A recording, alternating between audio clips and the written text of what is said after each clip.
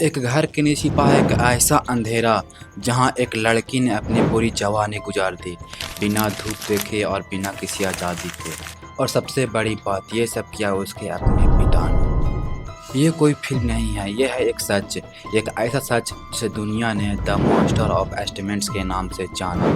आज मैं आपको एक ऐसी कहानी सुनाने जा रहा हूँ जिसने इंसानियत की सीमा ही तोड़ दी। ये कहानी शुरू होती है ऑस्ट्रिया के एक छोटे से टाउन में और ख़त्म होती है एक अंधेरे बेसमेंट में, जहाँ एक लड़की ने अपनी ज़िंदगी के पूरे 24 साल गुजार दिए। जहाँ 24 साल तक छिपा रहा एक ऐसा राज जिसे सुन के दुनिया का दिल कांप गया। ये कहानी शुरू होती 1915 से ऑस्ट्रिया के एक छोटे से टाउन एस्टेटन से।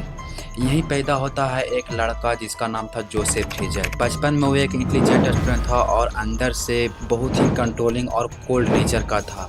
बढ़ते उम्र के साथ उसके दिमाग की क्षमता और भी बढ़ी और वो एक परिपूर्ण व्यक्ति बना। उसकी शादी हो गई और वो अपनी वाइफ रोज़मेरिया के साथ एक बहुत ही अच्छी और नॉर्मल लाइफ जी रहा था। उनके 7 बच्चे हुए और सबको लगा था कि जोसेफ फ्रीजल एक बहुत ही रिस्पॉन्सिबल फादर है, लेकिन कोई नहीं जानता था कि उसके अंदर छिपा है एक डेविल।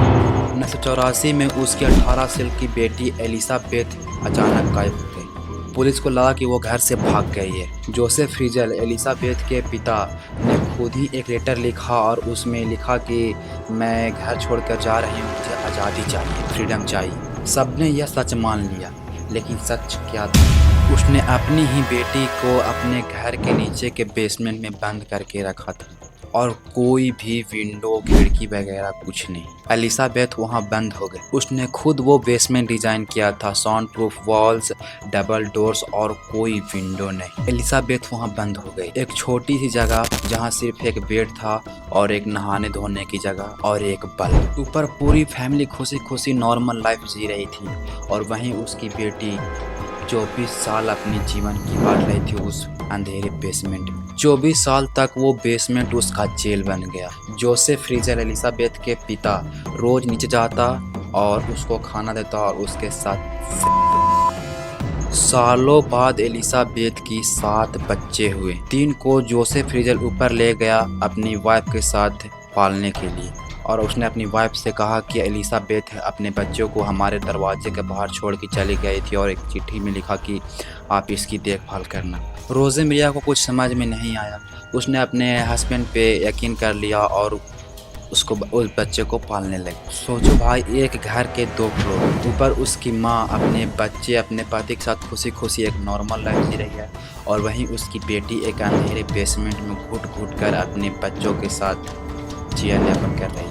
24 साल तक एलिजाबेथ को किसी ने ना देखी और ना ही उसे किसी ने आवाज़ सुनी। 2008 में बेसमेंट में एलिजाबेथ की पैदा हुई बेटी क्रिस्टीन बीमार पड़ गई। उसकी हालत बहुत ख़राब थी। एलिजाबेथ ने अपने पिता जोसेफ फ्रीजल से कहा, प्लीज़ आप इसको हॉस्पिटल ले जाइए। जोसेफ फ्रीजल को डर था कि कहीं उसका सच सबके सामने न आ जाए, पर उसने फाइनली उसे हॉस्पिटल में एडमिट करवा दिया फेक आइडेंटिटी के साथ। डॉक्टर को डाउट हुआ जोसेफ फ्रीजल पर, ये लड़की कहाँ से आई है, इतनी वीक क्यों है और ये कौन सी फैमिली है। डॉक्टर ने तुरंत पुलिस को रिपोर्ट किया और पुलिस ने जब जांच पड़ताल शुरू की तो सच सामने आ ही गया। पुलिस ने इन्वेस्टिगेशन स्टार्ट किया और जब उन्होंने जोसेफ फ्रीजल से पूछा तो जोसेफ फ्रीजल सब झूठ बोलता रहा।